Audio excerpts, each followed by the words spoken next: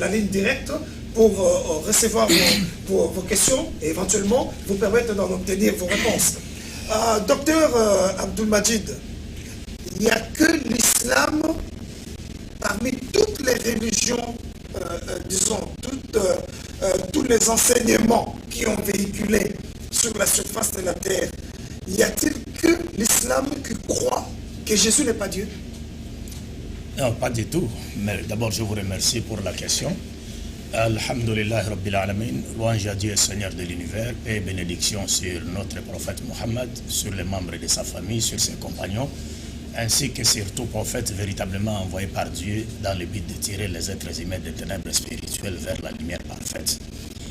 Votre question est la bienvenue dans la mesure où elle me permettra, n'est-ce pas, où elle me permet de faire comprendre aux téléspectateurs qui nous suivent en ce moment que si nous sommes là ce soir, nous n'avons d'autre mission que celui, ou celle plutôt, de rendre justice au sujet de deux différentes images de Jésus-Christ, à savoir celle des chrétiens et celle des musulmans. Et pourquoi pas celle des juifs?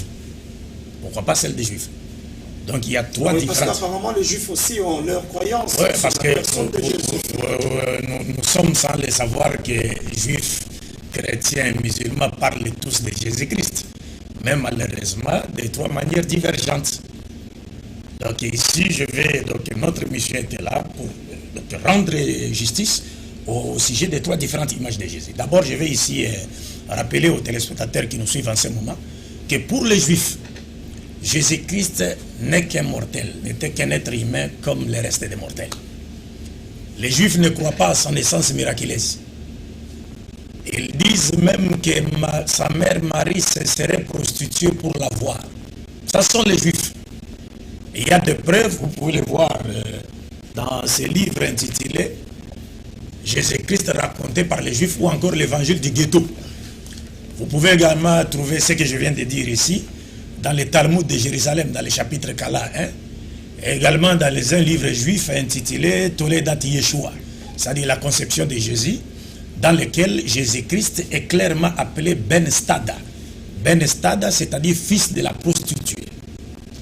Donc le Coran fait allusion d'ailleurs à cette grave calomnie contre la personne de Marie.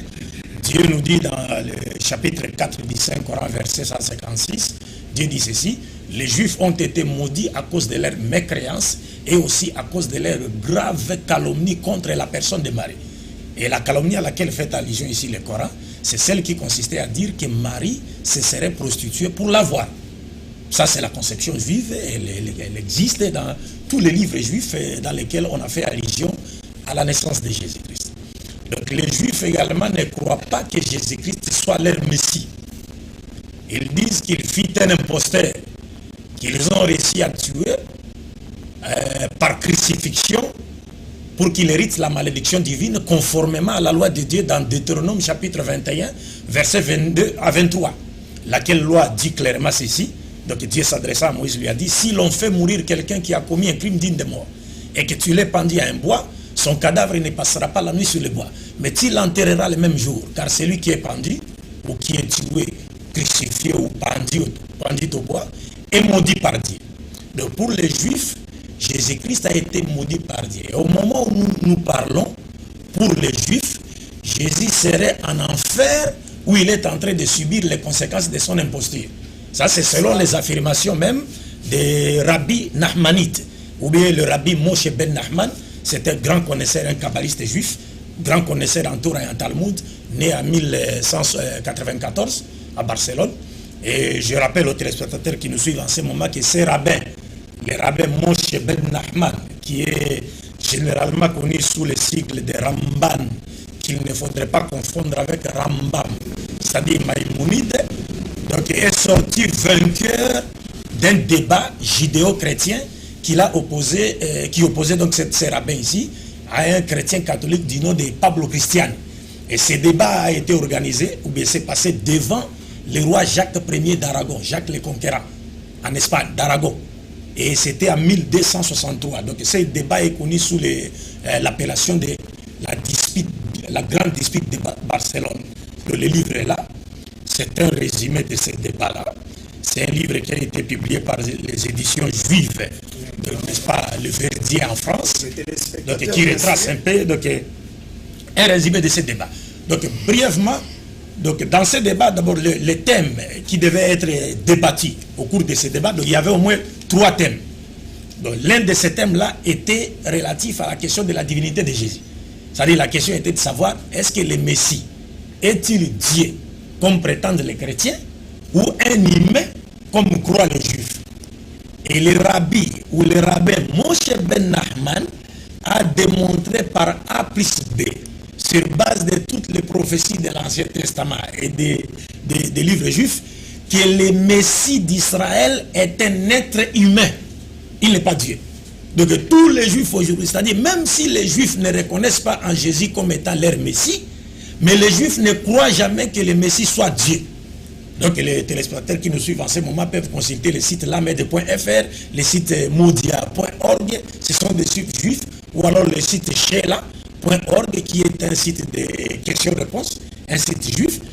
Ils verront que les juifs ne croient jamais que le Messie est Dieu, même s'ils ne reconnaissent pas en Jésus comme étant leur Messie. Donc ils disent que le Messie est un être humain, il sera un grand connaisseur en Torah, il sera un chef d'envergure, il sera un descendant direct de David, la paix de Dieu soit sur lui, et il sera oué comme nouveau roi d'Israël. Mais il ne croit jamais que le Messie soit Dieu. Et même les chrétiens, c'est-à-dire les juifs messianistes, c'est-à-dire des juifs qui ont reconnu en Jésus-Christ comme étant leur Messie, on les appelle des juifs messianistes. Et aussi, ils ne croient pas que Jésus soit Dieu. Donc, dis-moi, les juifs, même s'ils ne croient pas en Jésus comme étant leur Messie, mais ils sont quand même unanimes pour dire de Jésus qu'il est un être humain et il n'est pas Dieu. Alors maintenant, quant à savoir, c'est-à-dire la position des chrétiens, parce que vous m'avez posé la question de savoir est-ce que les musulmans seraient-ils le seul peuple qui croit que Jésus n'est pas Dieu, qui ne croit pas à la divinité de Jésus? Alors j'ai répondu par la négative en disant que non, nous ne sommes pas le seul peuple qui ne croit pas à la divinité de Jésus. Il y a des chrétiens, au moment où nous parlons, il y a des chrétiens qui ne croient pas à la divinité de Jésus. Et là, je me dois de dire aux téléspectateurs qui nous suivent en ce moment que les chrétiens sont lamentablement divisés sur la personne de Jésus, pour ne pas dire vachement divisés. Parce qu'il y a un groupe de chrétiens qui croient que Jésus est à la fois un être humain, il est Dieu, il est fils de Dieu. Mais ce premier groupe ne croit à aucune des 2 formes de la Trinité. Parce qu'il y a 2 formes de Trinité dans le christianisme. Il y a la Trinité catholico-protestante, qui consiste à croire que le Père est Dieu, le Fils est Dieu, le Saint-Esprit est également Dieu, mais les 3, bien que les 3 personnes soient différentes l'une des autres, mais il n'y a cependant pas 3 dieux, il n'y a qu'un seul Dieu. Et ils disent que c'est un mystère. Donc le premier groupe ne croit ni à la Trinité catholique, et moins encore à la Trinité sabérianiste, qu'on a appelée, qui a été créée par les prêtres Praxéa et les prêtres Sabellius. Donc on appelle la Trinité sabérianiste ou bien le patripassianisme, c'est-à-dire qui consiste à croire qu'il n'y a pas 3 personnes en Dieu, mais il n'y aurait qu'une seule personne, il y aurait une seule personne qui aurait rempli 3 fonctions. C'est-à-dire il était lui-même le Père quand il était au ciel, il est devenu Fils quand il aurait pris chair pour nous sauver par sa prétendue mort expiatoire sur la croix, et finalement il est revenu sur la terre sous forme du Saint-Esprit le jour où l'Esprit Saint était descendu sur les apôtres. Donc cette Trinité sabérianiste est aujourd'hui enseignée par les adeptes du vrai faux prophète américain qu'on appelle William Marion Branham. Donc lui, Branham, l'a hérité du prêtre Praxéa et du prêtre aussi Sabellius. Et le pape Calixte Ier avait également adhéré à cette doctrine-là, qui a déjà été considérée comme étant hérétique par l'Église catholique à cette époque-là. Donc ces premiers groupes de chrétiens ne croient que Jésus est à la fois Dieu, Fils de Dieu et Dieu, et ne croient pas aussi à Marie comme étant la Théotokos, c'est-à-dire la mère de Dieu. Parce qu'il y a une catholique et une doctrine qui est aimée et enseignée par les catholiques, comme quoi Marie serait la mère de Dieu. Et quand cette doctrine a été inventée au concile de Nicée vers le 5e siècle, c'est-à-dire à 431, au concile d'Éphèse, Il y a eu un prêtre catholique qui s'est levé dans la salle pour dire, ah, mon Dieu, est-ce que Dieu peut-il avoir une mère? Est-ce que vous comprenez? Donc ça, c'est un premier groupe de chrétiens. Un deuxième groupe de chrétiens croit aussi que Jésus est à la fois être humain, il est Dieu, il est fils de Dieu, mais il ne croit pas à la doctrine catholico-protestante de la Trinité. Il ne croit pas aussi que Marie soit la mère de Dieu. Ça, c'est le deuxième groupe. Donc, le troisième groupe croit que Jésus-Christ n'est pas le Dieu véritable. Il serait plutôt un Dieu inférieur. Il parle souvent d'un Dieu en deux minuscules. Et ce groupe-ci, dont font partie les témoins de Jéhovah, ne croit à aucune des deux formes de la Trinité. C'est-à-dire ni la Trinité catholico-protestante, ni la Trinité sabellianiste. Et il ne croit pas aussi que Marie soit la mère de Dieu. C'est les témoins de Jéhovah. Mais il croit en Jésus comme étant, il n'est pas le Dieu véritable, mais un petit Dieu. Ils ont du mal à expliquer un peu le verset. Ouais, au commencement était la parole. Hein. C'est à partir de là, à partir des mots qui sont utilisés dans l'original grec, hein, les théos, ainsi de suite, ça les a compliqués un peu. Ils sont arrivés à dire que Jésus n'est pas le Dieu véritable. Il serait plutôt un Dieu subordonné, en deux minuscules. Et il ne croit pas en Marie comme étant la mère de Dieu. Et il y a un autre groupe de chrétiens qui croient que Jésus n'est ni le Dieu véritable, ni un Dieu subordonné, mais il serait plutôt le Fils de Dieu au sens strict du terme. Car il y a aujourd'hui des chrétiens qui ne croient pas que Jésus soit Fils de Dieu au sens strict du terme. Ils disent que Jésus est effectivement le Fils de Dieu, mais au sens figuré du terme. Parce que Dieu ne peut pas avoir de fils. Et c'est ce qui est dit également dans le Coran. Le Coran est plus que clair pour nous dire que Dieu n'est reproductivement sorti de personne et personne n'est littéralement sorti de Dieu.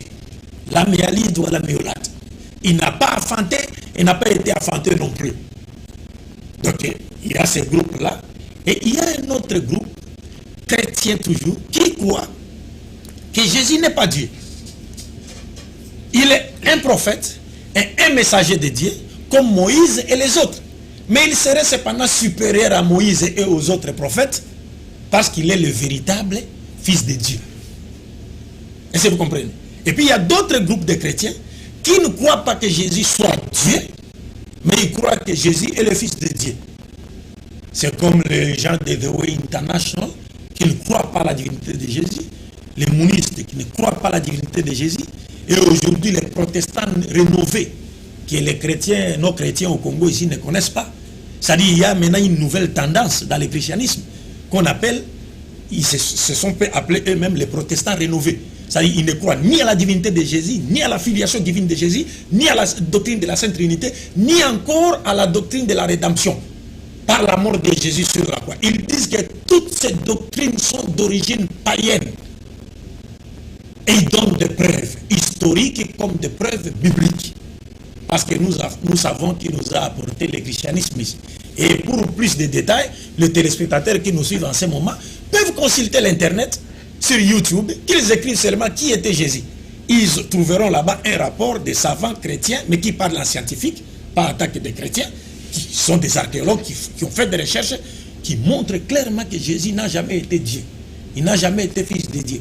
Et que la doctrine qui consiste à dire que nous serons les salis en croyant, en acceptant le prétendu sacrifice expiatoire de Jésus-Christ sur la croix, n'est qu'une doctrine d'origine satanique. Est-ce que vous comprenez? Et maintenant, donc, vous voyez, et maintenant, il y a un autre groupe, je paie ici parce que je vais aller rapidement. Il y a un autre groupe maintenant qui croit que Jésus est à la fois un être humain, il est Dieu, il est Fils de Dieu, mais ce groupe ne croit pas à la Trinité catholico-protestante. Mais il croit plutôt à la Trinité sabellianiste ou patripassianiste, comme nous l'avons expliqué ici tantôt, qui consiste à croire qu'il n'y a qu'une seule personne qui aurait rempli trois fonctions. Donc ce groupe-là, ce sont ceux qui se disent ce qu'on appelle aujourd'hui les branhamistes, c'est-à-dire qui sont les adeptes du vrai faux prophète américain William Marion Branham. Donc vous comprenez que toutes ces divergences autour de la personne de Jésus-Christ dans le christianisme nous montrent clairement que la pureté de la doctrine enseignée par Jésus-Christ a déjà été dénaturée par les chrétiens. Et c'est là, comme Jésus-Christ lui-même l'avait enseigné, l'avait annoncé, l'avait prédit. Parce que Jésus a dit, l'ennemi viendra s'aimer livré dans les champs de blé. C'est-à-dire l'ennemi, le diable, viendra à travers des personnes spirituellement faibles et facilement influençables par les forces invisibles des ténèbres, s'aimer livrer de faux enseignements dans les champs des blés de la pure doctrine enseignée par Jésus. Parce qu'ici, nous devons de nous poser la question de savoir, est-ce que les anges également au ciel plutôt, ont-ils aussi une croyance aussi divergente plutôt sur la personne de Jésus? Est-ce qu'il y a un groupe d'anges qui croit que Jésus est Dieu? Un autre groupe croit que non, Jésus n'est pas Dieu, il est plutôt fils de Dieu. Un autre groupe, non, il est Dieu et fils de Dieu à la fois. Un autre groupe, non, il est l'une des trois personnes de la Sainte Trinité. Est-ce qu'il y a cette divergence au ciel? Nous disons non. Cette divergence n'existe pas chez les anges. Donc vous comprenez que face à ces dépositions extrémistes des juifs qui ont sous-estimé Jésus-Christ et des chrétiens qui l'ont surestimé, nous les musulmans, comme l'a expliqué le cheikh ici, nous avons une position du juste milieu. Laquelle position est la position de Jésus-Christ lui-même. Parce que Jésus s'est présenté comme étant un envoyé de Dieu. Ici, je vais prendre quelques preuves. Je m'excuse, je vais les lire rapidement. Je vais dépasser mon Coran. Dans les évangiles. Ça va. Dans Matthieu chapitre 10, verset 40, Jésus dit ceci. C'est Jésus qui parle. Parce que la dernière fois, nous avons dit au pasteur, personne d'entre nous ne pourra être plus éloquent que Jésus-Christ lui-même pour établir quoi? Pour établir sa divinité. C'est-à-dire, si nous voulons savoir si Jésus est Dieu ou pas, donc il nous faudrait justifier notre position respective sur base des propres déclarations de Jésus-Christ. Car un bon point de départ, un meilleur point de départ pour connaître quelqu'un consiste à l'interroger pour savoir ce qu'il dit de lui-même et non ce que les gens disent de lui. Dans Matthieu chapitre 10 verset 40, c'est Jésus qui parle. Jésus dit ceci, s'adressant à ses disciples. Il dit, celui qui vous reçoit, me reçoit. Et celui qui me reçoit, reçoit celui qui m'a envoyé. Il dit, reçoit celui qui m'a envoyé. Donc Jésus est un envoyé. Dans Marc chapitre 9 verset 37, Jésus dit encore, c'est le même enseignement, il dit, quiconque reçoit en mon nom un de ses petits enfants, c'est-à-dire il parle de ses apôtres, me reçoit moi-même. Et quiconque me reçoit, reçoit non pas moi, mais celui qui m'a envoyé. Il parle encore de celui qui m'a envoyé. Donc lui est un envoyé et celui qui l'a envoyé est un envoyeur. Il continue dans Luc chapitre 4 verset 18. Ça c'est une prophétie qu'on trouve dans le livre d'Ésaïe 61, chapitre 61 verset 1 à 3. Cette prophétie a été lue par Jésus-Christ lui-même dans la synagogue de Nazareth, où il a vécu. Et quand il a pris, on lui a remis le livre d'Ésaïe, il a ouvert le livre, il est tombé sur cette prophétie qui parlait de lui. Et la prophétie disait quoi? Jésus l'a lu dans la synagogue, il dit, l'Esprit du Seigneur est sur moi. Ruha Adonai Yehowa Eleya. C'est-à-dire l'Esprit du Seigneur, littéralement en hébreu, c'est-à-dire l'Esprit du Seigneur, Adonai Yehowa, est sur moi. Parce que les Juifs ne prononcent pas le mot Yehowa. Et quand Adonai Yehowa viennent ensemble, les Juifs substituent le mot Yehowa par le mot Elohim. Vous verrez que les Juifs, si c'était un Juif, il allait lire Yane Ruha Adonai Elohim. Alléluia. C'est-à-dire l'Esprit du Seigneur est sur moi. Parce qu'il m'a oué. Donc il a fait de lui un Messie, un élu. Pour annoncer une bonne nouvelle aux pauvres. Il m'a envoyé pour guérir ceux qui ont le cœur brisé. Pour proclamer aux captifs la délivrance et aux aveugles le recouvrement de la vue, pour renvoyer libres les opprimés. Il dit, il m'a oué, il m'a envoyé. Qui l'a envoyé? L'Éternel, dont l'Esprit était sur Jésus-Christ. Luc chapitre 4, verset 43. Jésus dit ceci. Il dit, mais il leur dit, la Bible dit, il faut aussi que j'annonce aux autres villes la bonne nouvelle du royaume de Dieu. Car c'est pour cela que j'ai été envoyé. Avez-vous compris cela? S'adressant à ses apôtres, il leur dit, il faut que j'annonce aussi dans d'autres villes la bonne nouvelle de Dieu, c'est-à-dire l'évangile dont il était dépositaire et transmetteur de la part de Dieu. La bonne nouvelle de Dieu. Et il termine en disant, car c'est pour cela que j'ai été envoyé. Il continue, Luc chapitre 10, verset 16, Jésus dit, celui qui vous écoute, s'adressant à ses apôtres, quand il les avait envoyés pour aller prêcher son évangile, il leur dit ceci, celui qui vous écoute, m'écoute, et celui qui vous rejette, me rejette, et celui qui me rejette, rejette celui qui m'a envoyé. Jésus le dit clairement. Dans Jean chapitre 4, verset 34, Jésus-Christ dit ceci. La Bible dit, Jésus leur dit, s'adressant à ses apôtres, ma nourriture est de faire la volonté de celui qui m'a envoyé et d'accomplir son œuvre. Qui l'a envoyé? Jésus continue. Jean chapitre 5, verset 24. Jésus s'adressant à ses disciples leur dit ceci. En vérité, je vous le dis. Celui qui écoute ma parole, c'est-à-dire qui m'obéit simultanément dans tout ce que j'ordonne et interdit de la part de Dieu, et qui croit à celui qui m'a envoyé, à la vie éternelle. Il ne vient point au jugement, mais il est passé de la mort à la vie. Je me dois de m'arrêter ici un peu. Regardez ici, Jésus dit, celui qui écoute ma parole et qui croit à celui qui m'a envoyé, à la vie éternelle. Jésus n'a pas dit, en vérité, je vous l'ai dit, celui qui croira à ma mort sur la croix aura la vie éternelle. Jésus n'a pas enseigné cela. Parce que cette doctrine est d'origine satanique.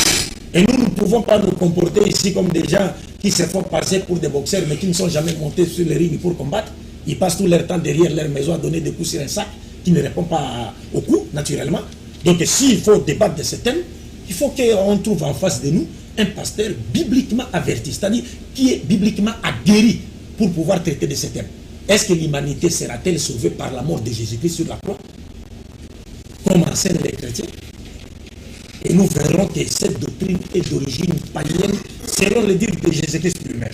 Jean chapitre 5, verset 30. Je vais terminer bientôt. Jésus dit, tout ce que je donne, ce sont les paroles de Jésus, parce que nous, les musulmans, nous aimons Jésus plus que les chrétiens. Et la preuve, c'est quoi? Parce que Jésus-Christ a dit dans Jean chapitre 14, verset 24, celui qui ne m'aime pas ne garde point mes paroles. C'est-à-dire, si, en d'autres termes, si nous aimons Jésus, nous devons garder ses paroles ou sa parole en enseignant que ce qu'il a enseigné. Et non en lui faisant dire des choses qu'il n'a pas dites. Donc ceux qui n'aiment pas Jésus et qui rejettent ses enseignements, se contentent de nous donner, c'est-à-dire, ils s'attachent au prêchant de leur pasteur. Alors que nous reproduisons ici les enseignements de Jésus-Christ lui-même. Donc il dit dans Jean chapitre 5, verset 30, Jésus dit, je ne puis rien faire de moi-même. C'est-à-dire le miracle. Il ne le faisait pas de son propre pouvoir. C'était par le pouvoir de Dieu. Et il continue en disant, je ne puis rien faire de moi-même selon ce que j'attends. Je juge et mon jugement est juste parce que je ne cherche pas ma volonté, mais la volonté de celui qui m'a envoyé. Il parle toujours de celui qui l'a envoyé. Jean chapitre 5, verset 36, Jésus dit ceci. Moi, j'ai un témoignage plus grand que celui de Jean, car les œuvres que le Père m'a donné d'accomplir, c'est-à-dire les œuvres que Dieu m'a donné d'accomplir, ces œuvres même que j'ai fait témoignent de moi que c'est le Père qui m'a envoyé. C'est-à-dire, en d'autres termes, ces œuvres, les miracles que j'ai fait, témoignent de moi que c'est Dieu qui m'a envoyé. Mais malgré cela, nous lisons ces versets qui sont plus qu'évidents. Le pasteur nous dit, non, c'est lui-même qui est l'envoyé. Donc c'est comme si le président Sassou, il écrivait une lettre, son excellence le président Sassou, écrivait une lettre qu'on remet naturellement à un ambassadeur pour représenter le Congo auprès des gouvernements étrangers. Donc le président Sassou écrit une lettre, il se remet à lui-même cette lettre et va se présenter devant le roi de l'Arabie Saoudite pour lui dire, je suis le nouvel ambassadeur de la République du Congo. Est-ce que c'est concevable ça? Parce qu'il parle d'envoyer. Il ne peut pas être lui-même envoyé, c'est lui qui l'a envoyé. Donc ça continue. Je vais parachuter sur un verset très important. Et puis je m'arrêterai là-bas. Donc ici, je prends directement Jean chapitre, il y en a beaucoup, il y en a plusieurs. Mais je prends Jean chapitre 12, verset 44 à 50. Ça c'est une prise Kataguruma. C'est une prise Kataguruma. Jean chapitre 12, verset 44 à 50. Dit ceci. Prise bois. Prise bois, ça. Or, la Bible nous dit, or, Jésus s'était écrié, celui qui croit en moi, croit, non pas en moi, mais en celui qui m'a envoyé. Et celui qui me voit celui qui m'a envoyé, dans le sens qu'il est le représentant de Dieu. Celui qui voit l'ambassadeur de la République du Congo, voit le président Sassou. Il continue. Je suis venu comme une lumière dans le monde, afin que quiconque croit en moi ne demeure pas dans les ténèbres. Si quelqu'un attend mes paroles et ne les garde point, ce n'est pas moi qui le juge. Car je suis venu non pour juger le monde, mais pour sauver le monde. Celui qui me rejette et qui ne reçoit pas mes paroles a son juge. La parole que j'ai annoncée, c'est elle qui les jugera au dernier jour. Car, notez, mon cher frère, car, dit Jésus, je n'ai point parlé de moi-même, mais le Père qui m'a envoyé, en d'autres termes, Dieu qui m'a envoyé, m'a prescrit lui-même ce que je dois dire et annoncer. Et il termine en disant, et je sais que son commandement est la vie éternelle. C'est pourquoi les choses que je dis, je les dis comme le Père me les a dites. Est-ce que vous comprenez ça? Donc malgré cette évidence, les gens continuent à s'entêter, ils continuent à s'acharner, à conférer à Jésus-Christ les droits à la divinité. En d'autres termes, ils continuent à s'acharner, à envoyer gratuitement les gens en enfer. Vous comprenez? Alors mon frère, je termine avec ce verset, Jean chapitre 17, verset 3. Jésus s'adressant à Dieu lui dit, or la vie éternelle, c'est qu'ils te connaissent toi, le seul vrai Dieu. Et ensuite qui? Celui que tu as envoyé, Jésus-Christ. Voilà les deux shahadatayn, les deux témoignages même qu'on trouve dans l'islam. Parce qu'aujourd'hui, pour que quelqu'un devienne musulman, il lui suffirait de dire, j'atteste qu'il n'y a pas d'autre Dieu digne d'adoration excepté Allah, le créateur des cieux et de la terre. Et j'atteste que Muhammad est son messager envoyé à toute l'humanité. Il devient musulman. Nous, on n'a pas besoin d'introduire, de jeter quelqu'un dans l'eau, je ne sais pas quoi, un peu d'eau va pénétrer dans ses narines et puis lui causer de la toux, des histoires. Non, non, non. On fait ce témoignage-là. Donc vous comprenez que, partant de tous ces versets que nous venons de citer, et dans lesquels Jésus-Christ se présente clairement comme étant qui? Si vous me suiviez. L'envoyé de Dieu. Vous comprenez? Donc, j'allais dire, partant de tous ces versets que nous venons de citer ici, et dans lesquels Jésus-Christ se présente clairement comme étant un envoyé de Dieu. Donc, il devient plus que clair que Jésus-Christ serait, n'est-ce pas, ou sera le plus grand menteur et le plus grand hypocrite que la terre n'a jamais connu, s'il affirmait, dans les versets que nous venons de lire ici, s'il affirmait être un envoyé de Dieu, tout en sachant qu'il est plutôt Dieu, comme croient les pasteurs égarés. Donc Jésus serait le plus grand hypocrite et le plus grand menteur que la terre n'a jamais connu. Parce qu'il affirme clairement être un envoyé de Dieu, pourtant, il est plutôt Dieu, comme croient les pasteurs. Non, non, non, non. Nous disons Jésus n'a nulle part prétendu avoir été Dieu. Et tout celui qui croit que Jésus est Dieu, s'il meurt dans cette foi-là, il n'aura d'autre issue finale, sort final que l'enfer. Et c'est le Christ lui-même qui l'a dit dans les évangiles. Au moment venu, Inch'Allah, je peux rappeler ce verset et vous verrez que le Christ a été plus que clair pour dire que tout celui qui enseignera qu'il est Dieu ira tout droit en enfer. Mais ça, les gens ont des yeux pour voir, ils ne voient pas. Donc voilà un peu les trois différentes images de Jésus-Christ. Donc celle des Juifs, celle des chrétiens et celle des musulmans. Donc pour nous les musulmans, Jésus-Christ n'a jamais été Dieu. Il n'est pas Dieu, il n'a jamais été Dieu et il ne le sera jamais. Et c'est pourquoi nous disons que si nous sommes prêts à accepter que Jésus soit Dieu, si seulement on nous donnera des preuves, n'est-ce pas, sortant de sa propre bouche, qui lui confèrent les droits à la divinité.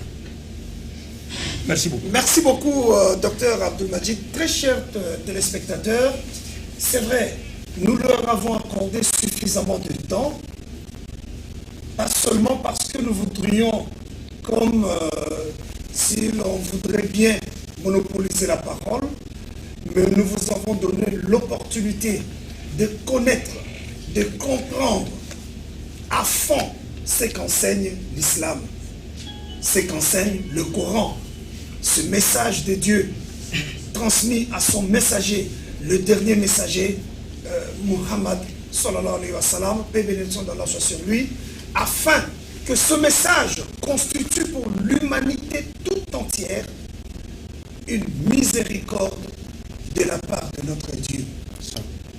De même qu'à l'époque de Jésus, lorsqu'il marchait dans les rues de Jérusalem, dans les rues de Galilée, cette époque-là, quiconque pouvait croire à son message il n'y avait qu'une seule confession.